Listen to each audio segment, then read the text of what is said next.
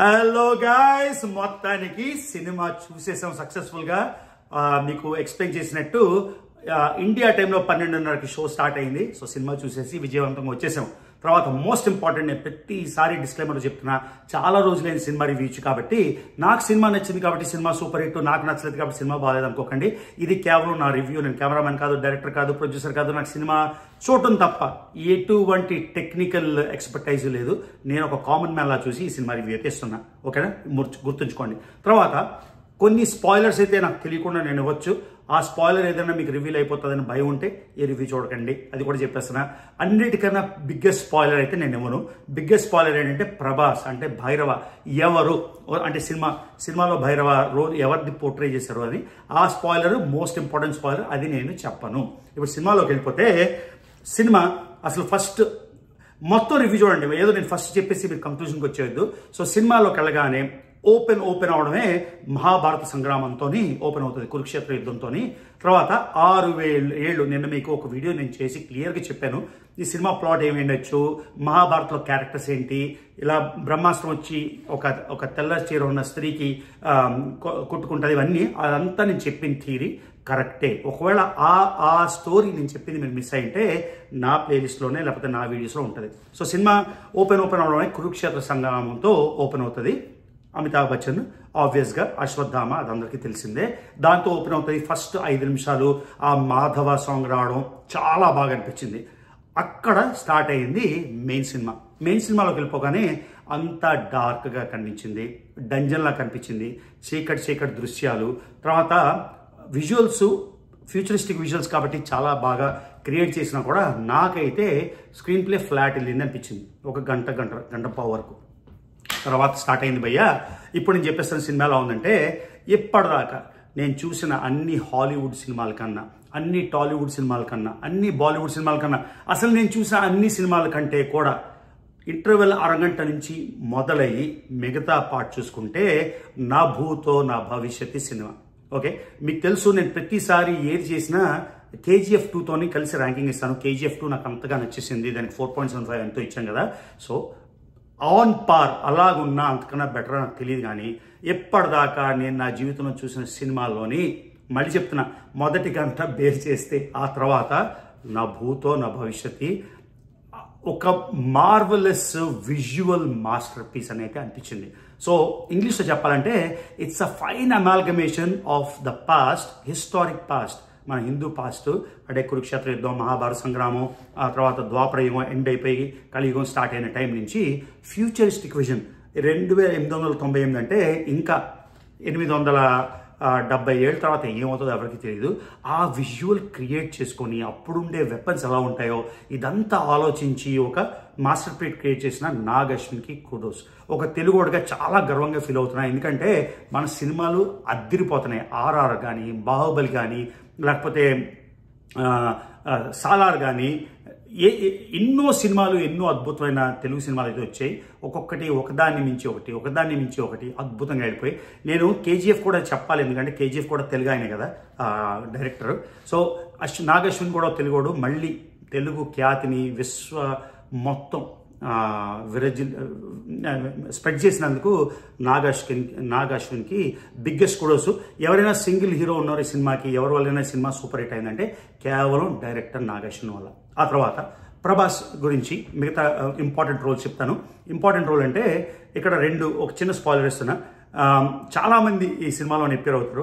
రాజమౌళి గారిది ఒక చిన్న క్లిప్ ఉంది, తర్వాత RGV గారు వస్తారు, తర్వాత దుల్కర్ సల్మాన్ వస్తాడు, విజయ్ దేవరకొండ వస్తాడు. విజయ్ దేవరకొండ సినిమాలు నేను చూస్తాను కాబట్టి ఎప్పుడు కూడా విజయ్ దేవరకొండ అంటే వావ్ అని నాకు అనిపించలేదు.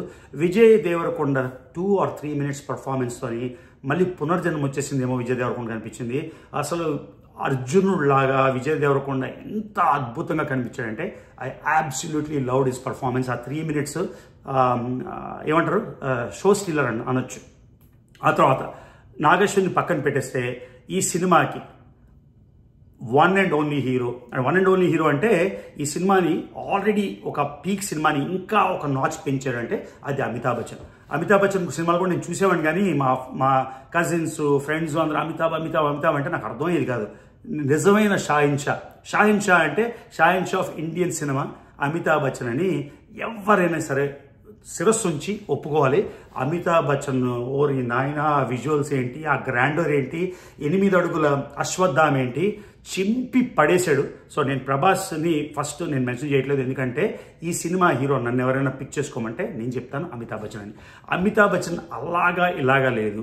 సో ప్రభాస్ గెటప్ ఫస్ట్లోని ఫ్లాట్ వెళ్ళింది, మామూలు అనిపించింది. కానీ సెకండ్ హాఫ్లో ప్రభాస్ పర్ఫార్మెన్స్ మొత్తం మీరు ఎలా అంటే ఇంటర్వెల్ బ్యాంగ్ దగ్గర అసలు బ్రహ్మాండం. ఒక ఇంటర్వెల్కి ఒక 20 minutes ముందు అసలు ప్లాట్ స్టార్ట్ అయ్యి సినిమా అయితే పిచ్చెక్కించేసిందంటే పిచ్చెక్కించేసింది. మళ్ళీ చెప్తున్నా, నాకైతే ఇప్పటిదాకా నేను చూసిన హాలీవుడ్, టాలీవుడ్, బాలీవుడ్ అన్ని సినిమాల్లోకి నాకైతే టాప్ నాచ్ అని అనిపించింది. ఆ లెవెల్లో ఉన్నాయి విజువల్ ఎఫెక్ట్స్. తర్వాత ఇందాక చెప్పినట్టు fine amalgamation of past and future with the present కదా. మనకు ప్రజెంట్లో ఉన్న ఐడియాని మనం మహాభారతంలో ఏం జరిగిందో మన పురాణాలు చూసుకుంటూ కల్కి పురాణాన్ని దాన్ని అసెంబుల్ చేసి ఆ జరిగే మొత్తం వృత్తాంతాన్ని ఇలా ఒక సినిమాలా తీయొచ్చు, ఇంత అద్భుతంగా తీయొచ్చు అని నేనైతే అనుకోలేదు. నాకు కొన్ని హోప్స్ ఉండేవి, కానీ ఆ సినిమా చూసి వచ్చాక అసలు నాకు మాట పడిపోయినంత అద్భుతంగా ఉంది. తర్వాత ప్రభాస్, అమితాబ్ స్క్రీన్లోకి వచ్చినప్పుడు ప్రభాస్ కూడా ఎలివేషన్ అయిపోయింది. ఎలా అంటే Prabhas the by itself ప్రభాస్ని స్క్రీన్ మీద చూస్తే ఓకే బాగానే ఉంది, యాజ్ యూజువల్ ప్రభాస్ అంతా ఉంది, డిఫరెంట్ స్టైల్లోని అదంతా ఉంది అని అనిపించింది. కానీ ఎప్పుడైతే అమితాబ్ బచ్చన్ అండ్ ప్రభాస్ ఒక స్క్రీన్లోకి వచ్చారో ఒక్కొక్క సీను ఇలాంటి పీక్లా లేదు. తర్వాత అక్కడ యూజ్ చేసిన విజువల్ కార్స్ కానీ, ట్రక్స్ కానీ, లేకపోతే ఎక్విప్మెంట్ కానీ, గన్స్ కానీ, అందులోని కాంప్లెక్స్లో మొత్తం విజువల్స్ కాంప్లెక్స్లో ఎలా ఉంటుంది. ఒక దగ్గర దిశా పట్నాని వచ్చింది, ఎందుకు వచ్చిందో నాకు తెలియదు. దిశా పట్నాని రోల్ పెద్ద నాకేం ఇంప్రెషన్ అనిపించలేదు. ఒక నిక్కర్ వేసుకొని ఏదో ఆ సీన్ చూపించడానికి వచ్చిందేమో. I did not really like that part. Disha Patani role నాకు అంత పెద్దగా నచ్చలేదు characterisation. So Amitabh Bachchan peaks, Deepika Padukone really did an amazing job, outstanding. Shobhana, నా చిన్నప్పుడు చాలా సినిమాలు చూసాం, శోభన సినిమాలు చూసి పెరిగాం. ఆ శోభన ఆవిడ ఎక్సలెంట్ డాన్సరు, డాన్స్ స్కూల్ కూడా నడుపుతారు. ఆవిడ పర్ఫార్మెన్స్ కూడా కేక, సూపర్బ్. బ్రహ్మానందంగా అది చిన్న రోల్ ఉంది. కామెడీ బిట్స్ అక్కడక్కడ ఉన్నాయి, కానీ నాకైతే పర్సనల్గా ఆ కామెడీ బిట్స్ లేకపోతే బెటర్ అనిపించింది. కానీ మాస్టర్స్కి కామెడీ ఇష్టం కాబట్టి ఆ కామెడీ డైలాగ్స్ అంటే హాల్ అంతా పెద్దగా నవ్వలేదు, కానీ ఒకటి రెండు డైలాగ్కి అయితే జనాలు they really appreciated it. So మళ్ళీ నేను ఆల్రెడీ స్టోరీ చెప్పేసాను, ఒక బ్రీఫ్గా చెప్పాలంటే అశ్వత్థామతో మొదలవుతుంది. అశ్వత్థామ ఇమ్మోర్టల్, ఎంతోమంది 7 చెప్తారు కదా, వేదవ్యాసుడు, కృపాచార్యుడు, ఆ తర్వాత బలి, హనుమంతుడు, అశ్వత్థామ, ఇలాగా చెప్పుకుంటుంటే వెళ్ళిపోతే చిరంజీవి. ఆయన దగ్గర ఉన్న మణి అయితే మొత్తానికి శ్రీకృష్ణుడు తీసేసుకుంటాడు పనిష్మెంట్ లాగా. ఎందుకంటే అభిమన్యుడు భార్య ఉత్తర కడుపులో ఉండే గర్భాన్ని ఈయన బ్రహ్మాస్త్రంతో చంపేయబోతాడు. కాబట్టి ఆ మణి వీళ్ళకి గైడింగ్ ఫోర్స్లా ఉంటుంది ఈ సంబాళకి. మీకు మళ్ళీ నేను చెప్పినట్టు మీరు రివ్యూలో చూసినట్టు 3 ప్యారలల్ యూనివర్స్లు ఉంటాయి. ఒకటి కాశీ, 2 సంబాళ, ఎక్కడైతే అందరూ వారియర్స్ అందరూ ఎదురు చూస్తున్నారో దేవుడు రాక్ కోసం, 3వది కాంప్లెక్స్. ఓకే, తర్వాత ఈ 3 ప్యారల్లో జరిగేదాన్ని ఇంటర్ట్వైన్ చేసి మొత్తాన్ని కలిపిన విధానం కూడా సూపర్గా ఉంది. ఆ ఫైట్లు, స్టంట్లు, ఎస్పెషల్లీ ఎప్పుడైతే అమితాబ్ బచ్చన్ స్క్రీన్ మీద ఉన్నారో ఆయన ఆహార్యం, ఆయన 8 అడుగులుగా ఆయన చిత్రీకరించడం, అసలు నాకైతే ప్రతి దగ్గర గూస్ బంప్స్, కొన్ని దగ్గర కళ్ళలో నీళ్ళు రావడం, అంటే ఓవర్వెల్మింగ్ సీన్స్ ఉన్నాయి చాలా వరకు. అంటే నేనైతే సినిమాతోని ఇలాగా ఇంప్రెస్ అయితే అయిపోలేదు. మళ్ళీ చెప్తున్నా, ఆ టేక్ ఆఫ్ ఎందుకు స్లో అయిందో, ఆ గంట సేపు ఎందుకు అలా విజువల్ స్లో అయ్యో నాకైతే అర్థం కాలేదు. సో తర్వాత కమల్ హాసన్ రోల్ అయితే ఎక్కువ లేదు.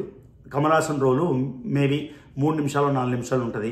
ఆయన కూడా ఒక ఏస్ యాక్టర్, అమితాబ్ బచ్చన్ లాగే సీజన్ యాక్టర్ కాబట్టి కమల్ హాసన్ కూడా అద్భుతంగా డిడ్ స్టెల్లార్ జాబ్ అని అనుకోవచ్చు.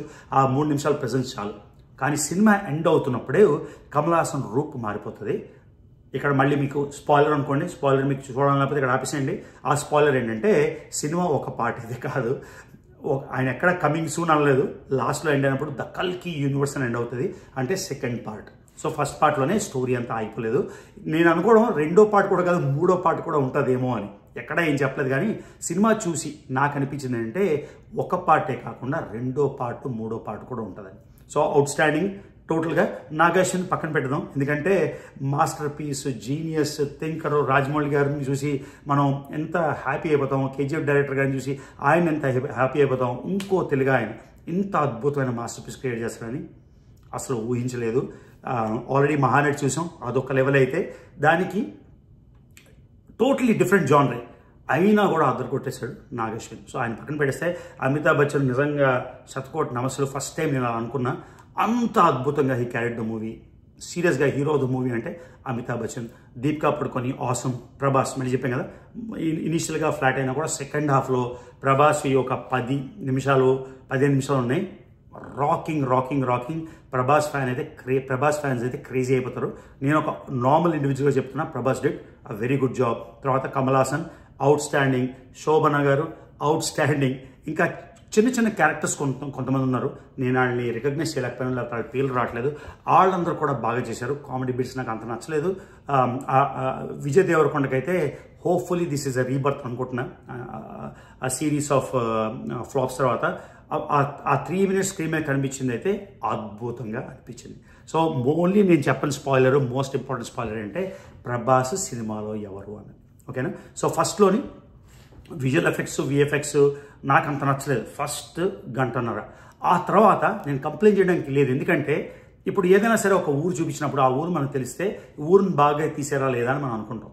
కానీ ఇక్కడ ఇది ఫ్యూచరిస్టిక్ కదా, 800 ఏళ్ళ తర్వాత కాశీ ఎలా ఉండబోతుంది, ఇలాగే డార్క్గా ఉంటుందా, ఇలానే స్ట్రీట్స్ ఉంటాయా, ఇలానే బ్రిడ్జెస్ ఉంటాయి, అవన్నీ మనం ఇమాజినేషన్ కాబట్టి దాన్ని మనం జడ్జ్ చేయను. కాకపోతే చూడడానికైతే ఫస్ట్ 1 hour నాకు కొంచెం ఏంట్రా బాబు సినిమా ఎలా ఉంది, ఇంత స్లో ఉంది, వెళ్ళట్లేదు, అలా అని నేను ఎన్నోసార్లు ఇలా చేతులు విరుచుకొని ఇలా అని అంటే నాకు అలా అనిపించింది.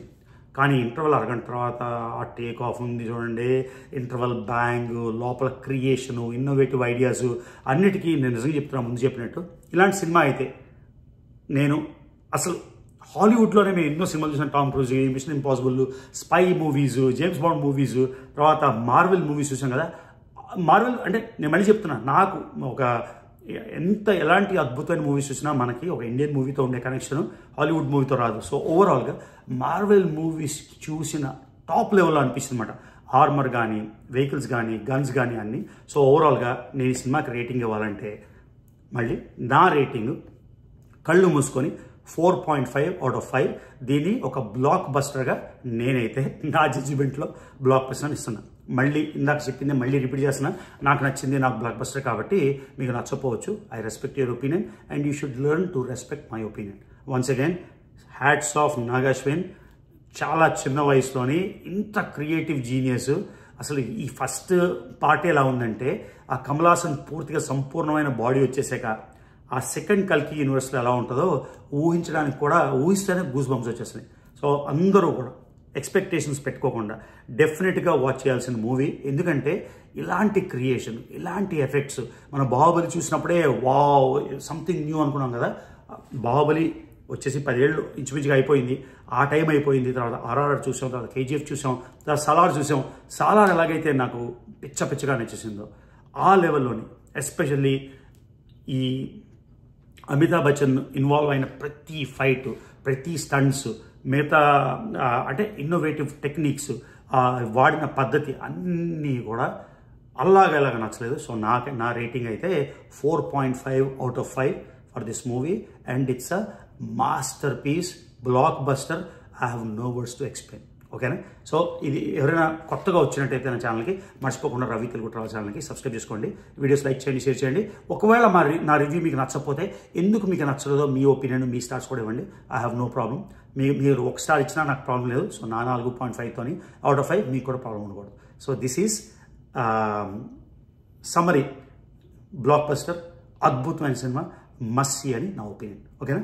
See you in the next video.